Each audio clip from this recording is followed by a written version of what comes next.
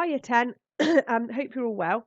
We are on lesson 5 now of this distinctive landscapes unit.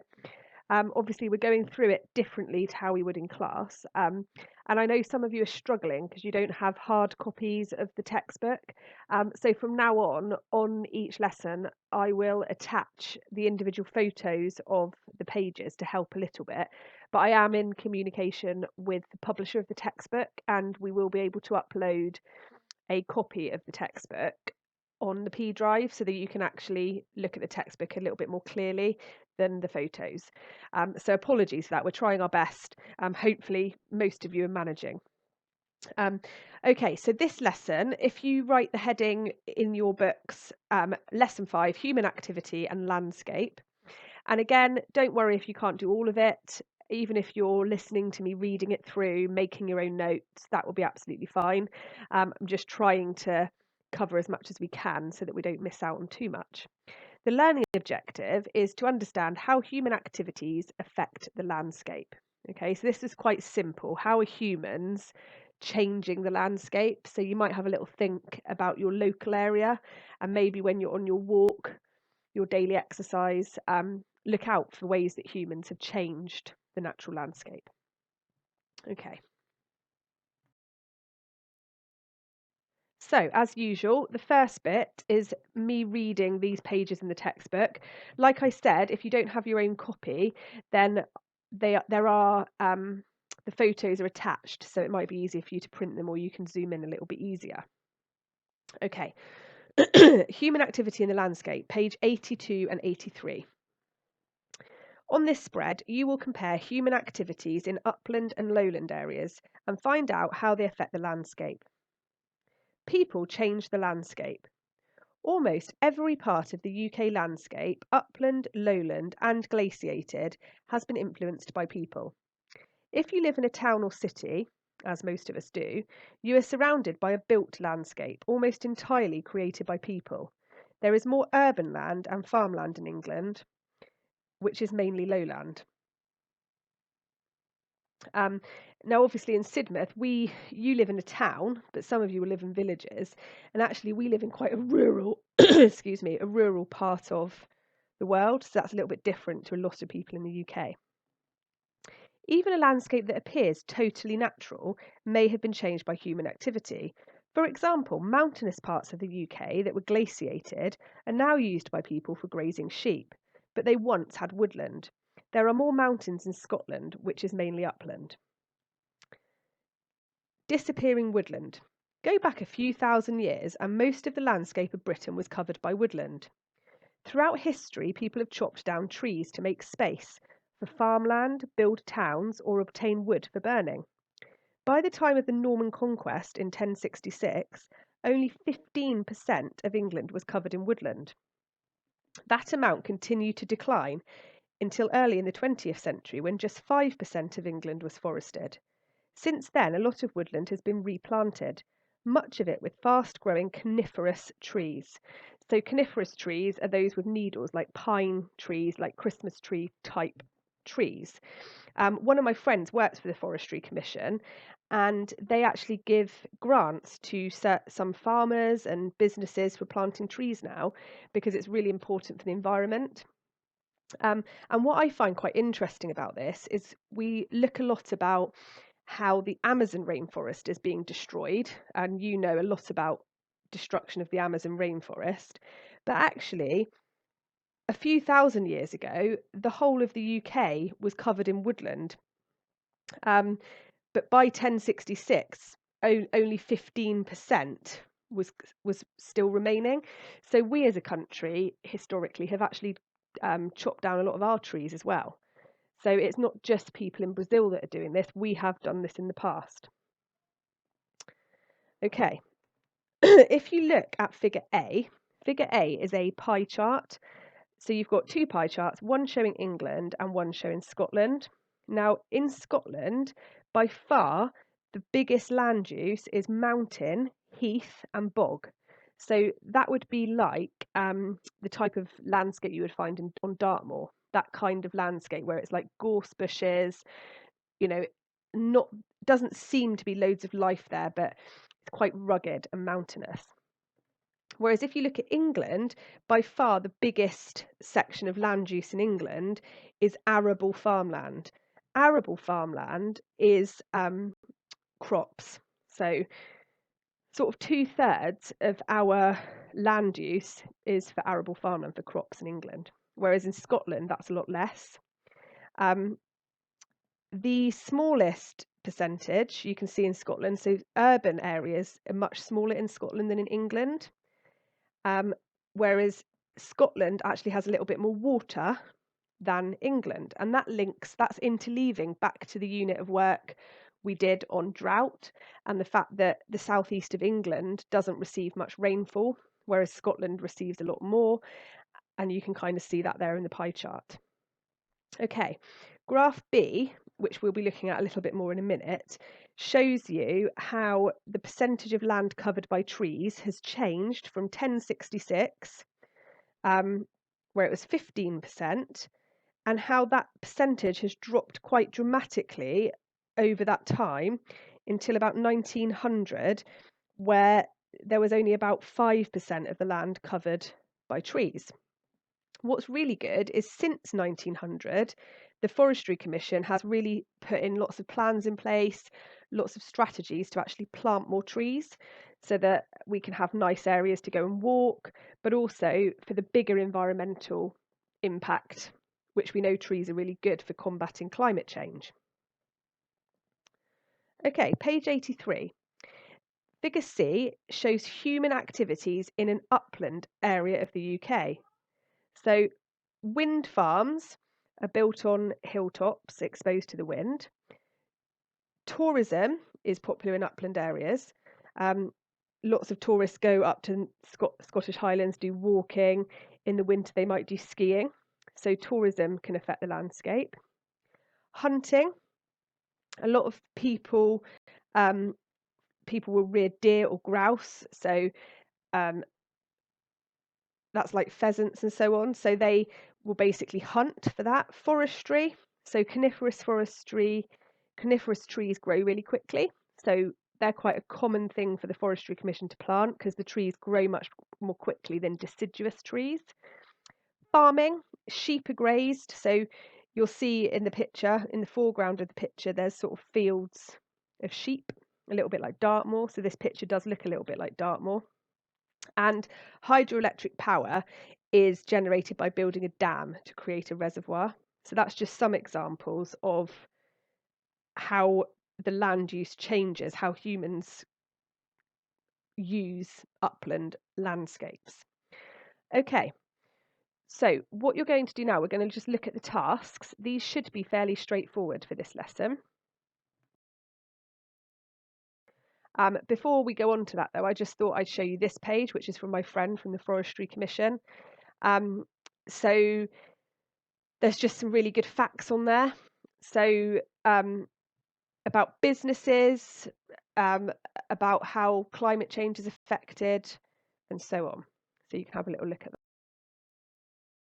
These are some other examples of how humans have destroyed or affected, should I say, our landscape. So this is an example of the burning of the rainforest in Brazil, which is a really common sight. So you've all seen images, and you can find them on the internet. You can have a little research if you want to, about how you can literally see satellite images of how Brazil was once covered in pristine rainforest, and it's now being reduced significantly each year. Example of deforestation, but this is where humans are building a dam to get water because a lot of the people in Brazil are struggling with drought. So they want a reservoir where they can get water, and to do that they need to chop down a lot of trees. So again, changing the landscape quite dramatically in that picture. This is a bit closer to home. So this is Dartmoor, Hay Tor, one of the most famous tours on Dartmoor. And what you can see if you look closely in this picture, you've obviously got the road and the car park, so that's human activity, but you've also got clearly marked sort of worn down trampled footpaths where people have walked up to Hay Tor to look at the beautiful views and scenery, and that makes an indent in the landscape. It changes the landscape.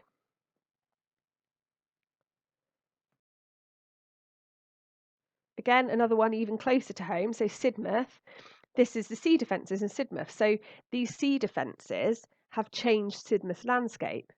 So 30 years ago, Sidmouth would have looked quite different. And you might even want to do a little bit of research about that. Look at what Sidmouth looked like back in the 1980s. What did the beach look like? How have the offshore breakwaters changed Sidmouth? Have they changed it for the better or the worse? And then there's some examples where human activity might even improve certain environments. So these are some beautiful gardens in England. So these have been planted up with some beautiful, colourful bushes, shrubbery, flowers.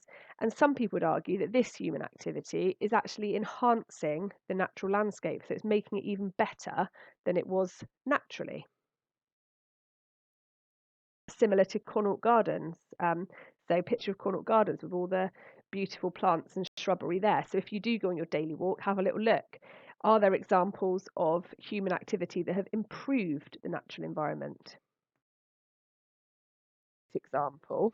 So this is a brilliant example of where humans have made a massive impact, but really positive on an environment. So this is in the Philippines, and it's the Batad rice terraces. And these are really famous. So these are little terraces where rainwater collects and they can grow rice. So it's really important for the poor people in the Philippines for food. But in 1995, it was added as the first UNESCO World Heritage Site for culture and for where humans have actually changed the landscape. So I thought that was really interesting to show you. Another thing, for those of you that are really interested in doing a bit of extra in these weird times, is I found this article. I will put the link on Show My Homework, but basically they think they found some reptile tetrapod burrows in our cliffs. So these are like ancient burrows where ancient reptiles once burrowed deep within the ground. And so maybe if you live in Sidmouth and you're on your daily exercise and you walk around Jacob's Ladder along this little footpath, you could have a look out for some of this evidence. And feel free to send me pictures if you see any evidence. Okay, so tasks. Like I said, the tasks are fairly straightforward for this. So task 1, you need to look at graph B, which I've put on the YouTube clip as well, so you can see it. Some of you might want to print this out, but you need to describe the changes. Okay, so remember, when you're describing the changes, don't forget to TEA. What is the trend? So the trend is the general pattern.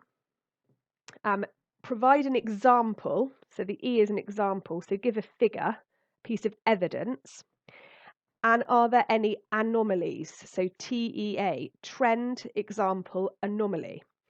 So in this graph, you would describe the trend that generally since the year 1000, the amount of woodland, the percentage of land covered by trees in the UK has decreased.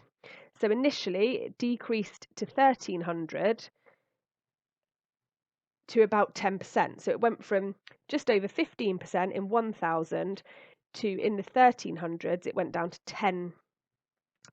So you're providing the evidence. It then continued to decrease, but at a more steady rate until 1900, where just 5% of the land was covered by trees. The anomaly to this is in recent years, since 1900, there's been a steep upward trend in the percentage of land covered by trees.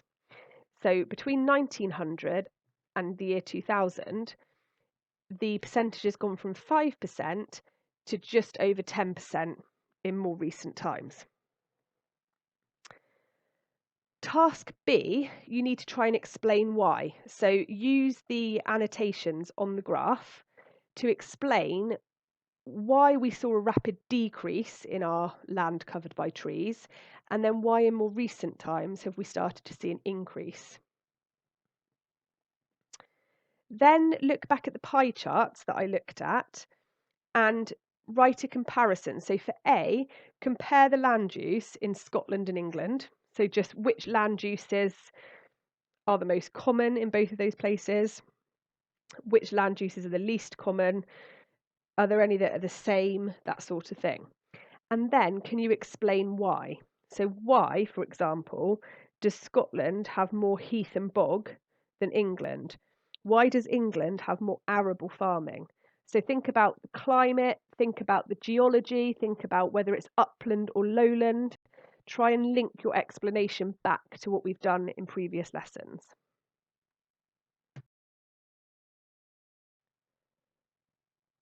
And then finally, task 3, look at photograph C. So again, I've put photograph C on the slide here. And all you need to do is carry out a simple environmental impact assessment. So environmental impact assessments, they can sometimes also be called environmental quality surveys, are where you score things from 0 to 4 or 0 to 5, whatever. In this example, you're giving each element a score from 0 to 4. So you're looking at how the wind farms, for example, or how the tourism is having a visual impact, a noise impact, and so on. So with tourism in the upland areas, thinking about tourism in Scotland or Dartmoor, what visual impact does that have? So I would say in this example that tourism's only having a number 1 impact. It's not having much of an impact because there's not loads of tourists in one place. The noise impact of tourists is probably 1. The pollution impact, I'd probably say 1. The wildlife impact, maybe 2, because you might have had to have chopped down trees for a campsite or built a hotel or something. And the human impact, I would say probably 1. Wind farms probably are slightly different. So the visual impact of a wind farm is probably going to be greater. So it's probably going to be more like 3, because it does totally change, might even be 4. It does totally change the look of the landscape. The noise impact, wind turbines can be quite noisy if you're near to them, so probably 3, and so on. And hopefully that makes sense.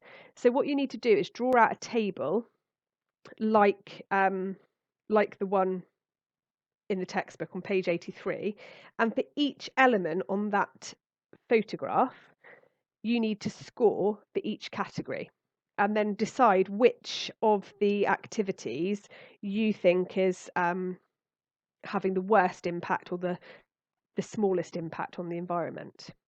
If you get stuck on task 3, please email either me or Mr. Gilbert, because we will help you. Hopefully that makes sense. But you're just using your judgment. So there's no right or wrong for this. It's your judgment about what you think those human activities, what impact they would have on the natural environment. And then finally, an extension task is when you're going on your local exercise. So when I go on my daily exercise day, I'm going to have a little look around and I might add some photographs for you. What human activities are evident? So what can you see? So I know the walk I do every day, that there's footpaths. So there's footpaths through the fields. So there's trampling. There's ploughed fields. So the farmers are out ploughing outside my window at the moment. So that's changing the landscape. In some places, they've removed hedgerows. So they've made like 3 small fields into 1 huge field. So it changes the landscape. Unfortunately, there's fly tipping as well. So fly tipping is where people are dumping their rubbish. And in the gateway on the walk that I do every day, there was an old dishwasher someone had left behind and bags of rubbish. And there's also a brand new housing estate that's half finished on the edge of the village I live on. So there's some examples, but maybe have a little look when you're on your daily exercise. And that's it for today. Well done.